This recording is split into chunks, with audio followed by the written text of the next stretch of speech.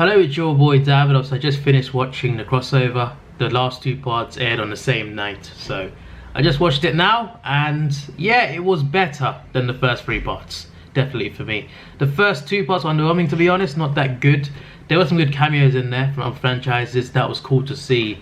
Aside from that though, plot-wise, it wasn't that good. Part 3 I think got a lot better, and when it got better, we got a 1-month break, which is quite annoying. But part 4 and 5 just aired, and yes, they were better than the first three parts. It still wasn't great to me though, to be honest. It still wasn't like too like amazing. For me, the crossover from last year and the one before that, Earth X, Crisis on Earth X, for me was the best one. For me, those two, the last two are better than this one. I think this one might be better than the first one though. I think there's been 4 of them, I think. I can't remember, but this is not anywhere near the best crossover, because that's what I thought it would be, considering they've been building up to this for a whole year now. It's kind of crazy, but it's still good. It's just that I thought it would be more than what it was. You know, it just felt a little bit exhausting sometimes, to be honest. There were some cool bits to it for sure, and I like how in the last two parts they concentrate mainly on the plots rather than the cameos. The cameos are good, I want more cameos, but you need a good plot as well, and part 4 and 5 looked into, well, it concentrated more on the plot, which was good. So as a rating, this whole crossover, I'm gonna give it like a 7 out of 10 probably. For part 4 and 5, probably a bit higher than a 7. I think they were watchable. I think they were fine, worth watching.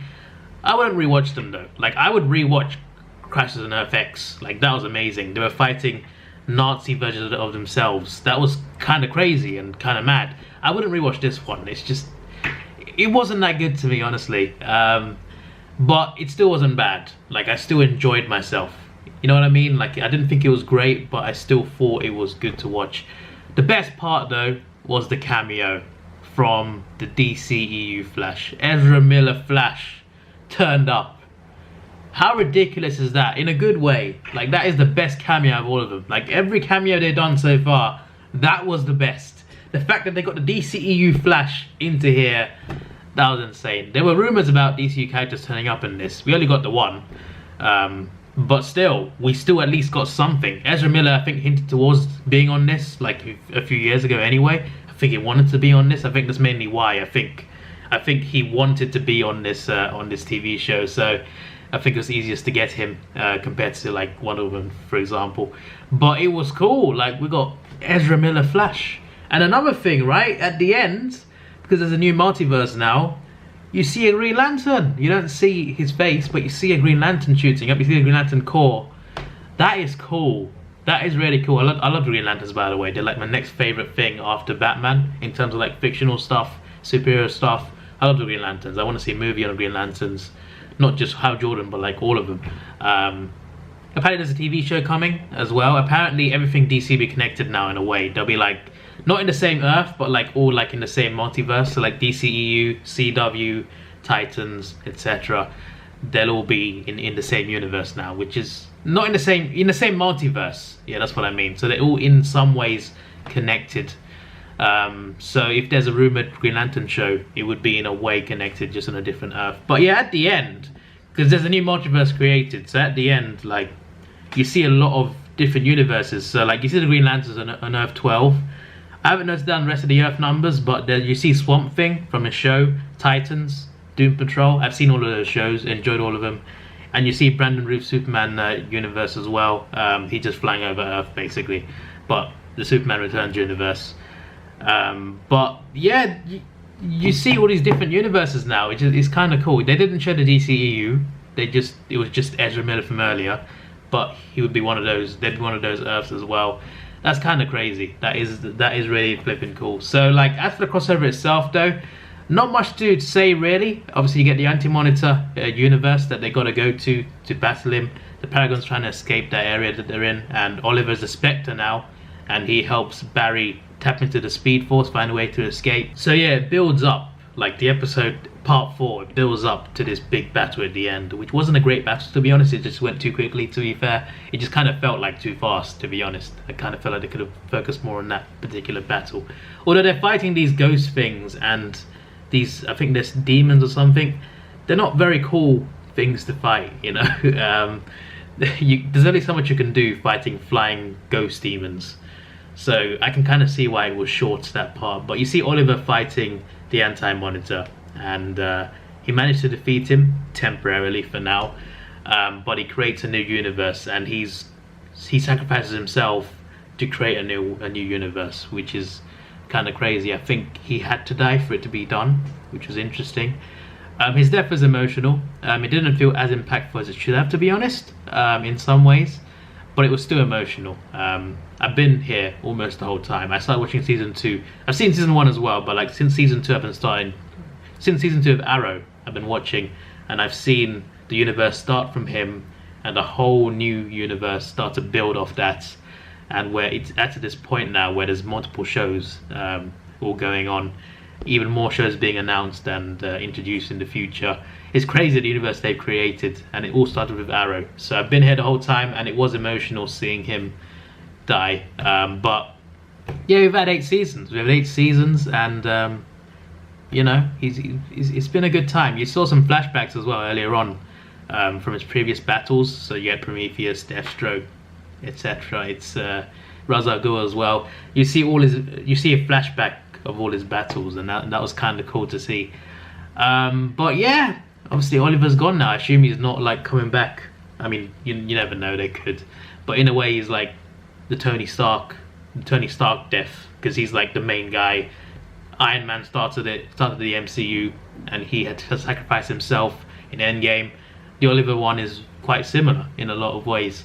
So I like how it's done. I do like how it's done. It just didn't feel as impactful as it should have for some reason. Just, I don't know. Just something seemed a little bit off about his death, to be honest. It's probably partly because it just went by too soon. So anyway, they all wake up in this different reality, right? They're all on the same Earth now. Like, there's no different Earths. Like before, it's like Flash and Arrow on one Earth, then there's Supergirl on like Earth 3 or something. Black Lightning's on a different Earth. They're all on the same Earth now. I don't mean like DCEU and like other stuff. I mean like all the CW heroes and characters are now all on the same Earth. It wasn't like that before. So they're all on the same Earth now, which is quite interesting. So at the time there was just one Earth, but there is a multiverse that you see at the end, a new multiverse created. But in terms of where they were before, they were on different Earths. Now they're all on the same Earth. And it turns out there's still some antimatter, and the Anti-Monitor is still there. He's still a threat.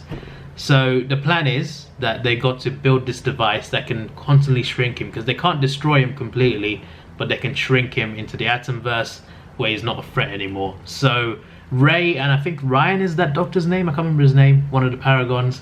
Ray, and I think his name was Ryan anyway. They had to go back to Star Labs to create this bomb along with Wells. Along with Wells. Can't remember which Earth he's from, but yeah, along with Wells, and they got to create this bomb, while the rest of the heroes have got to, like, there's a few heroes left behind to like protect them in Star Labs from the ghost demons. So there's Mick, what's that name again? Killer Frost. Yeah, I don't know why I forgot Killer Frost.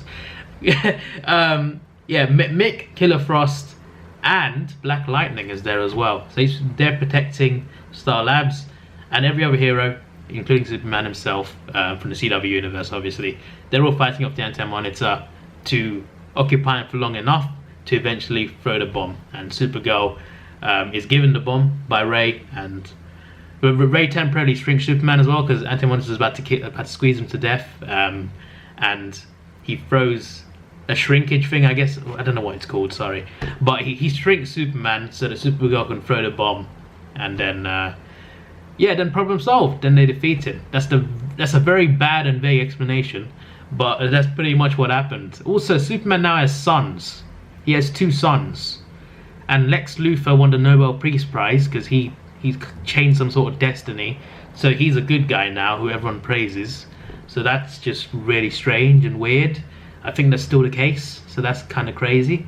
They could use this to like rewrite certain things, because they've not really done certain storylines well enough. So I think they can like redo certain storylines now based on what they have. But so Lex is now a good guy. Superman has some sons. There's rumors about Superboy show coming, and now he has 2 sons. So maybe it's coming sooner than later. I have no idea. Apparently there's a Lois and Clark show coming as well. In part 5, like towards the middle, Bebo came back. Flipping Bebo. Bebo was one of the most cringiest parts of Legends of Tomorrow. Like literally, that was one of the reasons the show like went a little bit off. Like it was one of the, it's not a good thing to bring back. But for some reason Bebo came back and they were fighting Bebo for a bit. So that was just weird. And then they were all like at the Hall of Justice. So you can look it up if you want. It's a building. So they have this in the CW universe. And they're all there paying their respects to Oliver. So there's a memorial. The whole world knows what he did at this point. At the end, there's a memorial, and everyone's saying their own words towards Oliver. So Barry, Kara, etc. And then Black Lightning's there, like, I don't know the guy, but he must have been a good guy. And the way he delivered it was just really funny. Now, I think he said he must have been a good dude. Yeah, that's what he said. It's just the way he said it was hilarious. So, yeah, there's that. And then at the end, there's a hint towards a monkey escaping, and it's Gleek. Apparently Gleek is a DC character from an animated show. I have no idea, but someone called Gleek is coming. They reference Gleek towards the end. That's how the show ends. So yeah, the crossover's done, and my overall thoughts are it was good, it was fun, just wasn't as good as I thought it would be, and wasn't as impactful as I thought it would be, especially for Oliver's death. But I don't hate it. It's just that I expected this to be like, you know, something insane, and it just wasn't as good as the last two. It wasn't as good as the Earth-X one. It wasn't as good as last year's one that set up this one. It was just fine. It was better than the first crossover though. The first crossover wasn't that good, to be honest. So I think there is 4, right? I'm not tripping, am I? Yeah, I think there were 4. Earth-X was not the first one, was there? Definitely not. But yeah, anyway, that's my thoughts on it. Let me know your thoughts down below if you want. But yeah, it's over now, and obviously the shows are coming back now, so I'm going to be watching them. I'll do some reviews towards when they actually end in like May or something. This is your boy Davidoff. Please like, share, subscribe. Thanks for watching. Have a good day, and see ya.